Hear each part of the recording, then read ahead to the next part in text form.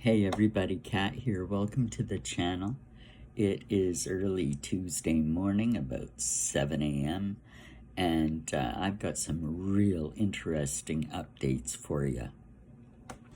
First, we have to talk about it. Did you see the interview last night? Donald J. Trump and Elon Musk.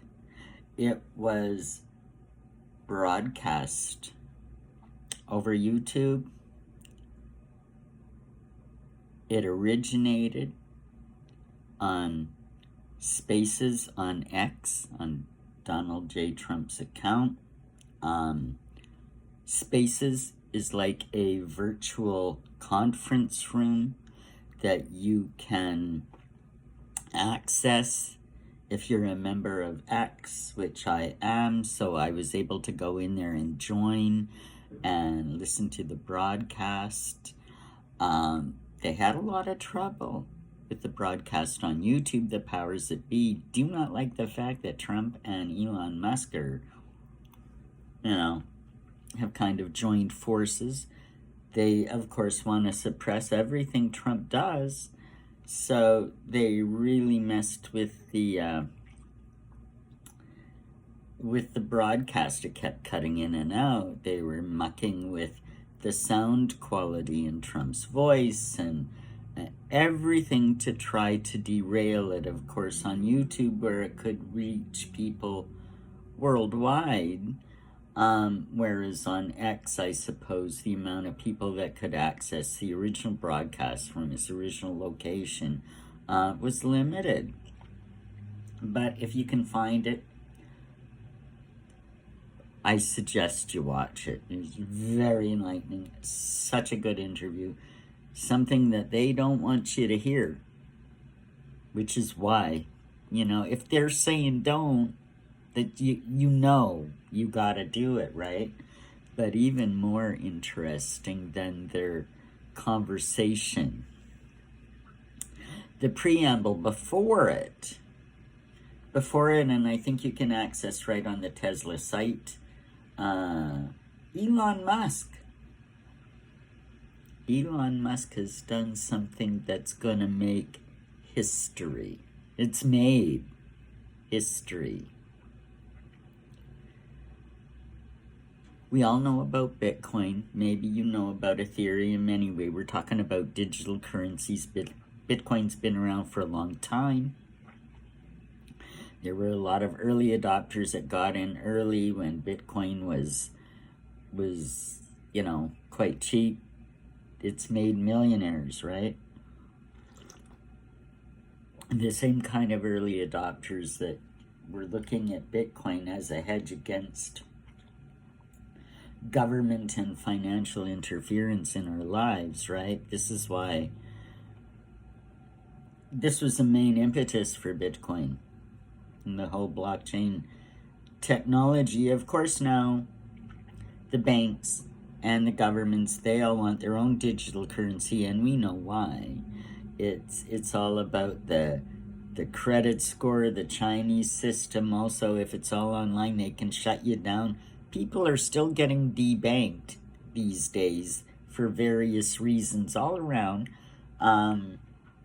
But with the digital switch, that's just even that much more easier, where Bitcoin and Ethereum, because they operate outside the system, aren't subject to things that the powers that be might do to you. So anyway, that's so what Elon Musk has done in the course, and you got to look this up, and you can in the corner of the screen there's a QR code, and Elon Musk says, okay, everybody, what I want you to do is scan the QR code on your phone. It'll take you to my secured site.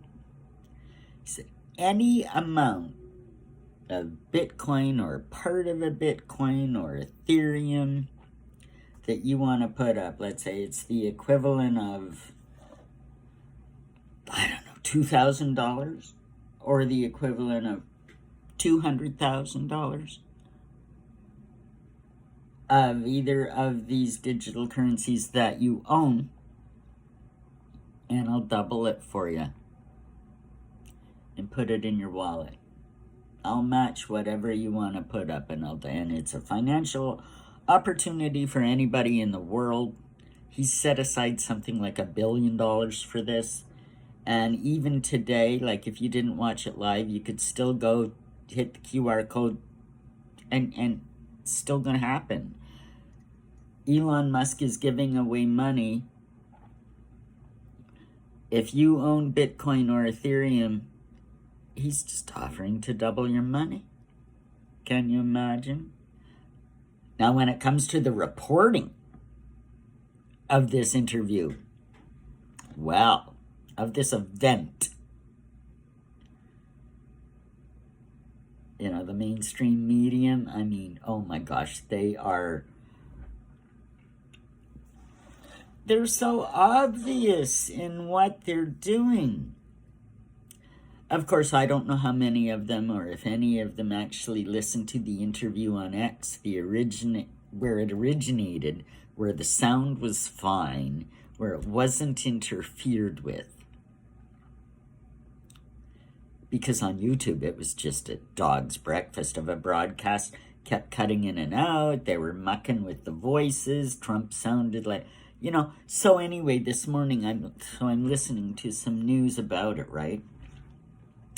And all they can talk about is, oh, Trump sounded like he didn't have his teeth in, and he sounded like, he was slurring his words. Like, they really messed with the broadcast, and it was intentional, because the powers that be don't like the truth.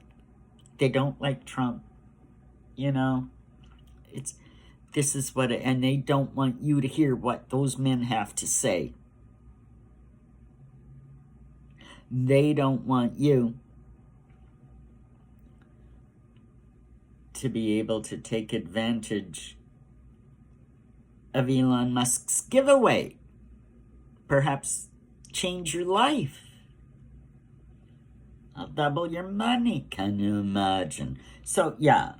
And I mean, in this case, I don't know if any of you have ever read Marshall McLuhan, a Canadian intellectual who understood propaganda, who understood, well, put it simply, his phrase, the medium is the message.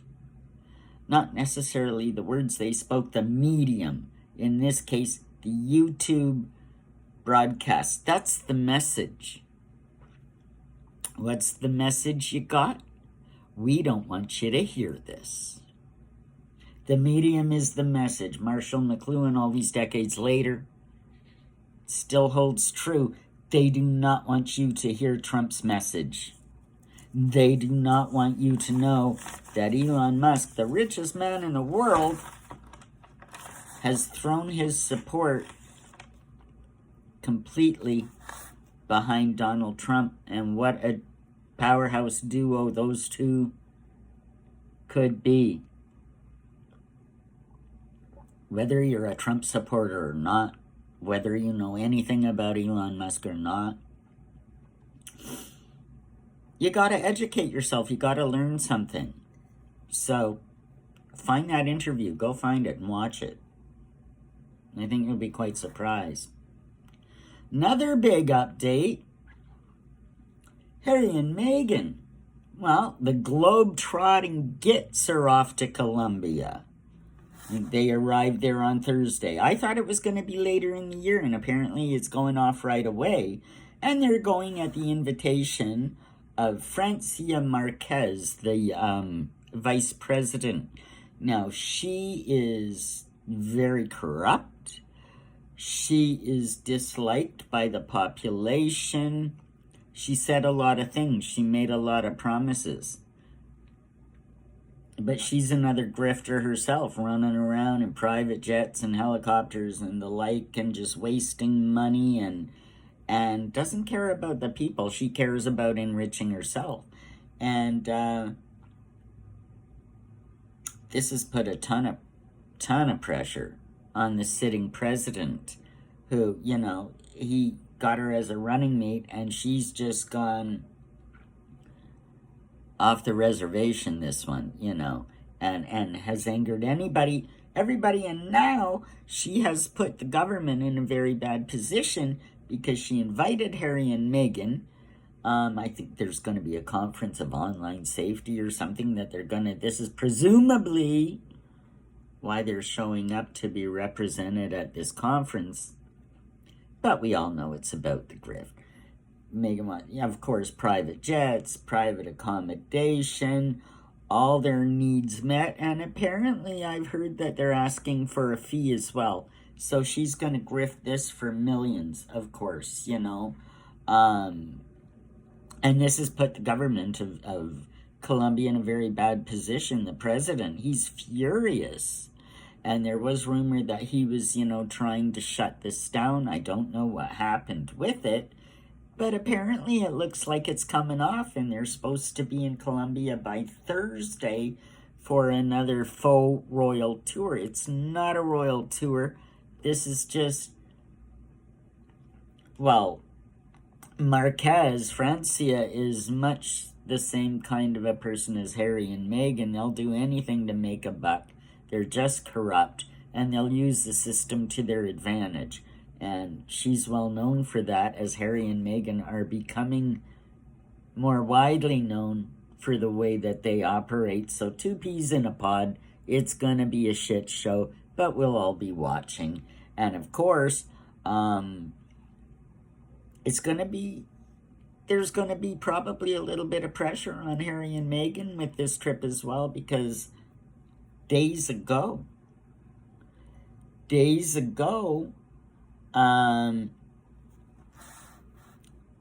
have lost Josh Kettler, who was their chief of staff. He accompanied them when they went on their African trip to Nigeria. He was there. He's only been in their employ 3 months, and he has quit days before this Colombia trip. He's had enough. 3 months. 3 months, and this is a professional guy with a great career behind him. 3 months with Harry and Meghan is all he could tolerate, and he is out of there. So they're going to be going on this trip with not a lot of support behind them, personal support behind them. And he's just the latest in a string of employees. I mean, over the course of time, between Harry and Meghan, more than 16 people have left their employ. Can't stand working for them. That's how bad it is. Can you imagine? So we have this to look forward to. The globe-trotting gits are on the move again. I like that, globe-trotting gits. That's what we'll have to call them from now on, because that's all they are. Well, have a great day, everybody. That's what I've got for you now. Find that interview and take a listen. It's something everybody needs to hear, whether you like them or not. I recommend it. Have a great day. We'll see you soon. Bye for now. Like, subscribe, and hit that, share button, comment. I want to know what you're thinking. Bye now.